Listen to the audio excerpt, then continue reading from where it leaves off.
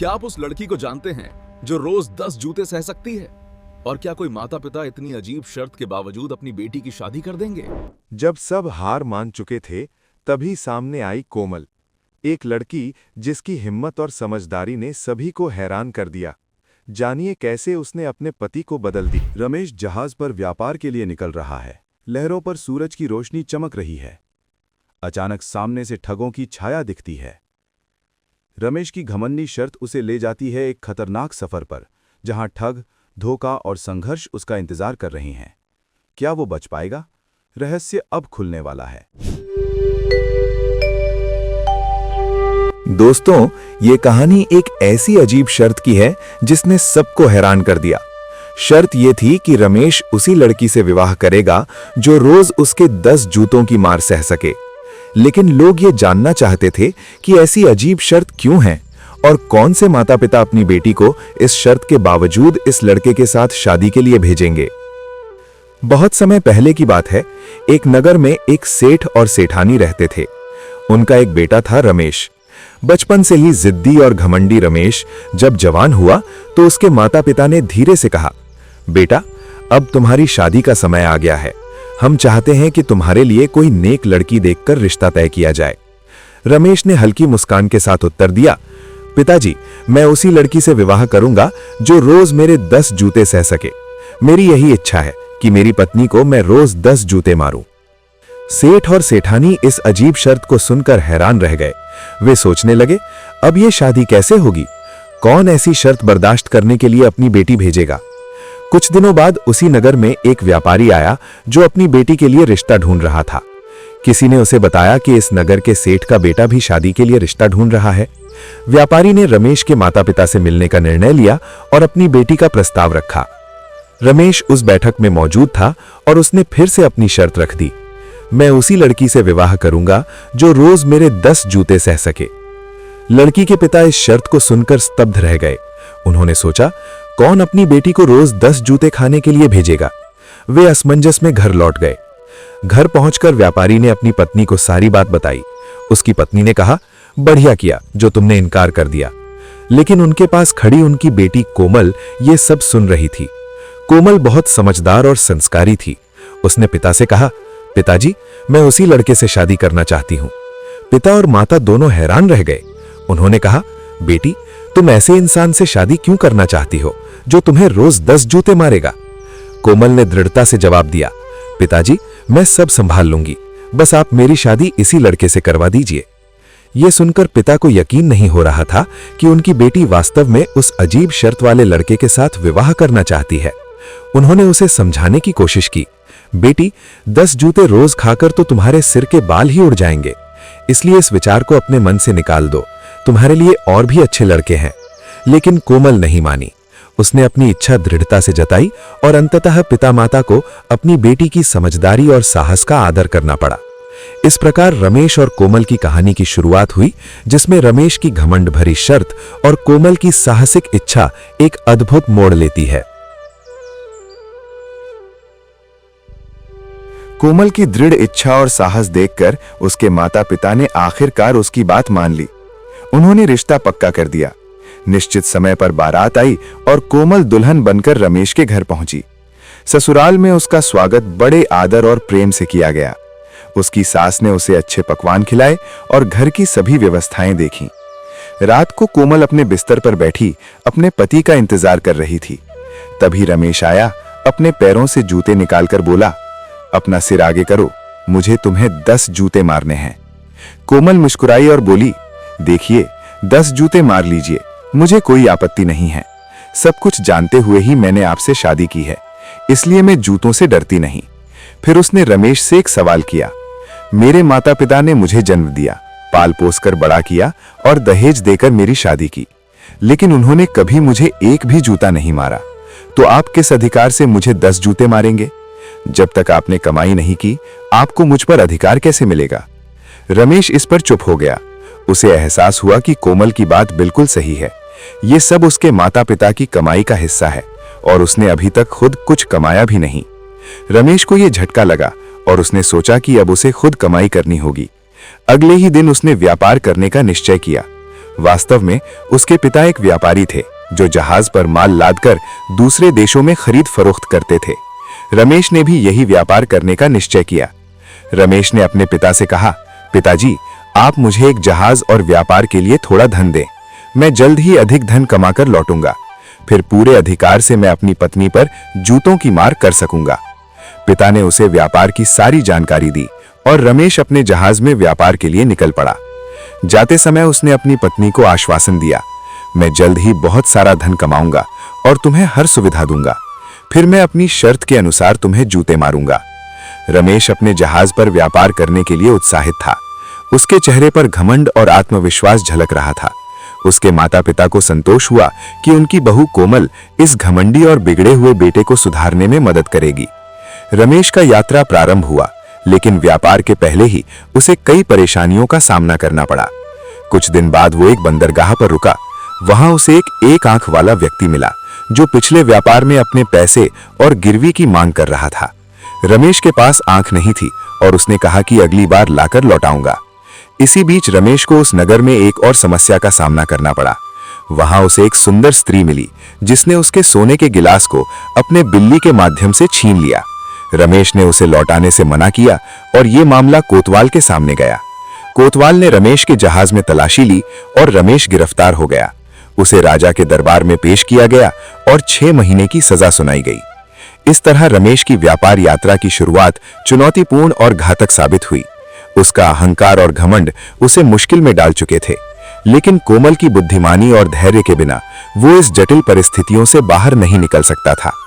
इस भाग में कहानी का मुख्य मोड़ यह है कि रमेश की घमंडी शर्त और अहंकार उसे पहली बार वास्तविक दुनिया के कठोर अनुभवों से सामना कराते हैं, जबकि कोमल की समझदारी आगे आने वाली चुनौतियों के लिए उसकी सुरक्षा की नींव रखती है।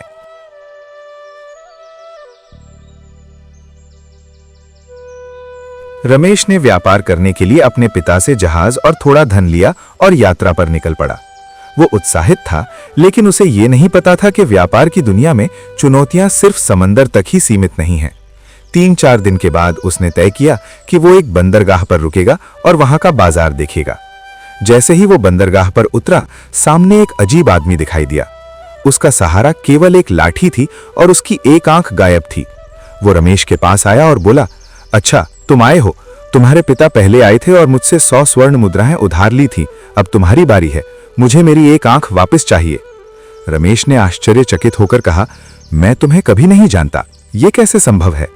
आदमी ने जवाब दिया, बाप हो या बेटा, मुझे फर्क नहीं पड़ता।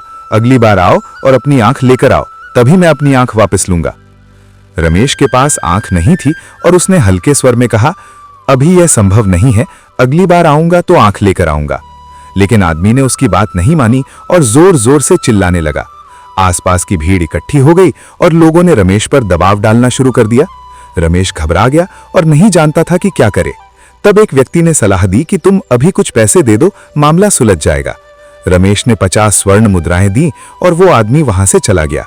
रमेश ने राहत की सांस ली और सोचा, चलो संकट टल गया। फिर रमेश बाजार में घूमते हुए देखता है कि एक घर के सामने एक सुंदर स्त्री खड़ी थी जो उसे घूर रही थी। उसने हाथ के इशारे से उसे अपने पास बुलाया। रमेश पास गया और स्त्री ने उसे सोने के गिलास में दूध पीने के लिए दिया। रमेश ने पारंपरिक आदर दिखाते हुए पूरा दूध पी लिया। जैसे ही वो दूध पीकर गिलास रखता है, एक बिल्ली दौड़कर गिलास अपने मुंह में दबा लेती है और सीधे उसके जहाज की ओर भागती है। रमेश इस स्थिति से अनजान था। जब वो लौटता है तो सुंदर स्त्री कहती है, तुमने मेरा सोने का गिलास चुरा लिया है। उसने भीड़ जमा कर ली और रमेश पर चोरी का आरोप लगाया। कोतवाल वहां पहुंचता है और रमेश के जहाज की तलाशी लेता है। गिलास वहां नहीं मिलता। कोतवाल ने रमेश को गिरफ्तार कर लिया और उसे राजा के दरबार में पेश किया गया। राजा ने उसे 6 महीने की सजा सुनाई। रमेश का जहाज भी जब्त कर लिया गया। 6 महीने की सजा पूरी करने के बाद रमेश जेल से बाहर आया। उसके पास अब कोई धन, कोई जहाज नहीं था। वो सड़कों पर भटकने लगा, असहाय और गरीब की तरह। उसे समझ में आया कि व्यापार की दुनिया में केवल धन ही नहीं, समझदारी और सावधानी भी बहुत जरूरी है। रमेश भटकते हुए एक व्यक्ति से मिलता है। वो व्यक्ति कहता है, तुम मेरे साथ रह सकते हो, मैं गाकर अपना पेट भरता हूं। यदि तुम्हें नाचना आता है तो औरत का भेष धारण कर हमारी मदद करो। रमेश के पास कोई विकल्प नहीं बचा। उसने उस व्यक्ति की बात मान ली। वो औरत का भेष पहनकर नाचना गाना करने लगा। इस तरह 8 महीने तक उसने उस नगरी में जीवन यापन किया।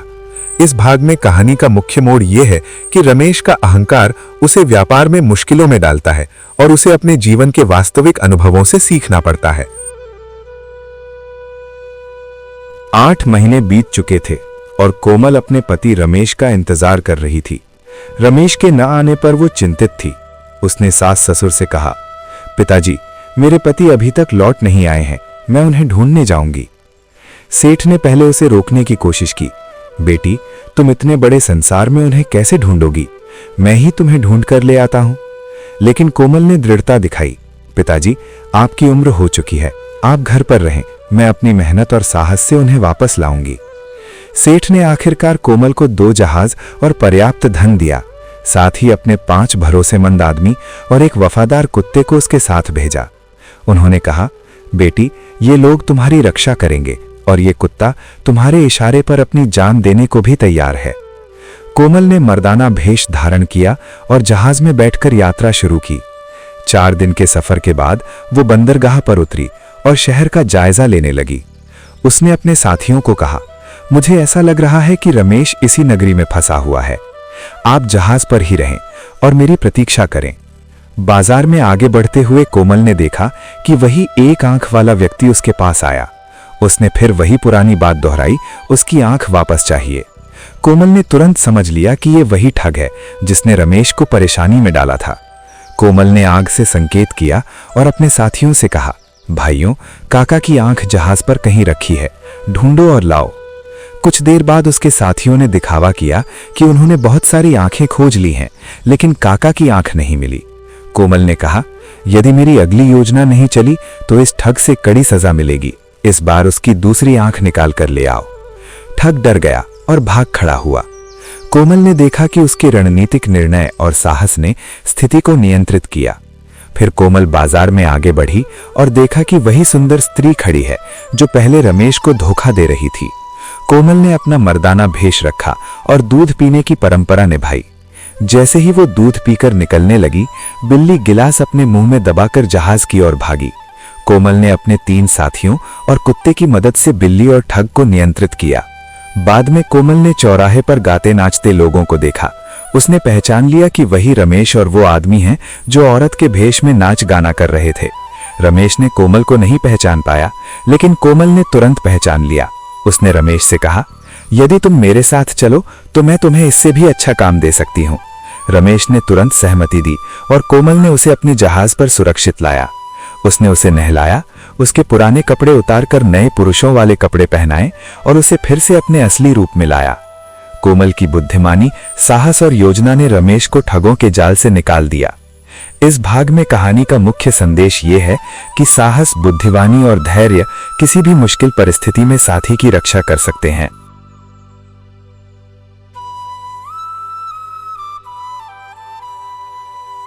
कोमल ने रमेश को सुरक्षित अपने जहाज पर लाकर उसके पुराने कपड़े उतार दिए और उसे नए पुरुषों वाले कपड़े पहनाए। अब रमेश अपने पुराने स्वरूप में वापस आ गया। वो राहत और खुशी से भर गया। उसे समझ में आया कि उसकी पत्नी की समझदारी और धैर्य ने उसे ठगों और मुश्किलों से बचाया। कोमल ने रमेश से कहा, अब तुम्हें व्यापार के लिए 10 दिन के लिए बाहर जाना है। मैं एक जहाज लेकर बाहर जाऊंगी और तुम बाकी जहाजों की रखवाली करोगे। यदि 10 दिन में मैं लौट आई तो तुम्हें 500 सोने की मोहरें मिलेंगी। यदि मैं वापस नहीं आई तो ये जहाज और इसमें रखा माल तुम्हारा होगा। रमेश ने खुशी खुशी सहमति दी। उसे लगा कि ये अवसर उसे धन कमाने और अपनी शर्त पूरी करने का मौका देगा। उसने जहाज की जिम्मेदारी संभाली और काम में लग गया। 10 दिन बीतने के बाद समय पर कोमल लौट आई। रमेश ने सोचा कि अब सौदागर वापस नहीं आएगा और ये जहाज पूरी तरह से उसका हो जाएगा। लेकिन जब कोमल आई तो उसने रमेश को व्यापार के फल के साथ 500 सोने की मोहरें दी। रमेश को यह देखकर बड़ा आश्चर्य हुआ। अब रमेश ने अपने दिन की गणना शुरू की। 10 जूते रोज के हिसाब से कुल कितने जूते बनते हैं। वो अपनी घमंड भरी आदतों के साथ कोमल के पास गया। उसने बड़े घमंड से कहा, तुम्हारे पिता ने जीवन भर इतना धन नहीं कमाया होगा। कोमल हंस पड़ी। उसकी हंसी ने रमेश के घमंड को झकझोर दिया। वो गुस्से में बोला, तुम हंस क्यों रही हो? अपना सिर आगे करो और जूते खाने के लिए तैयार हो जाओ। कोमल ने मुस्कुराते हुए कहा, जूतों की बात अब खत्म। मैंने सब देखा, सब समझा। तुम्हारे द्वारा कमाए गए धन से अब हमें सब कुछ है। तुमने अपने घमंड और अहंकार की वजह से जो कठिनाई झेली, उसका सबक सीख लिया है। अब तुम्हें मेरी मारने की जरूरत नहीं। रमेश को कोमल की बात समझ में आई। उसे एहसास हुआ कि उसका अहंकार और शर्त अब केवल हंसी का विषय बन गई। उसने हाथ जोड़कर कोमल से माफी मांगी और वादा किया कि अब वो कभी अपनी पत्नी पर हाथ नहीं उठाएगा।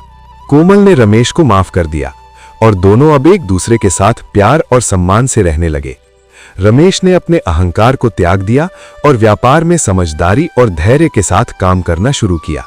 इस तरह रमेश और कोमल ने अपनी समझदारी, साहस और धैर्य के बल पर कठिनाइयों को पार किया। 10 जूतों की शर्त का मजाक अब केवल एक कहानी बन गया। उनके जीवन में अब प्रेम, सम्मान और विश्वास की जगह थी। दोनों ने मिलकर अपने परिवार और व्यापार को सफलता की ऊंचाइयों तक पहुंचाया। रमेश ने सीखा कि घमंड और अहंकार केवल परेशानी लाते हैं, जबकि धैर्य, बुद्धिमानी और समझदारी हर मुश्किल परिस्थिति को पार कर सकती है। इस कहानी का मुख्य संदेश ये है कि सच्चा प्रेम केवल अधिकार और ताकत से नहीं, बल्कि समझदारी और सहयोग से बनता है। दोस्तों, अगर ये कहानी आपको पसंद आई हो तो वीडियो को लाइक और चैनल को सब्सक्राइब जरूर करें। साथ ही हमें कमेंट में बताएं कि आपने इस कहानी से क्या सीखा।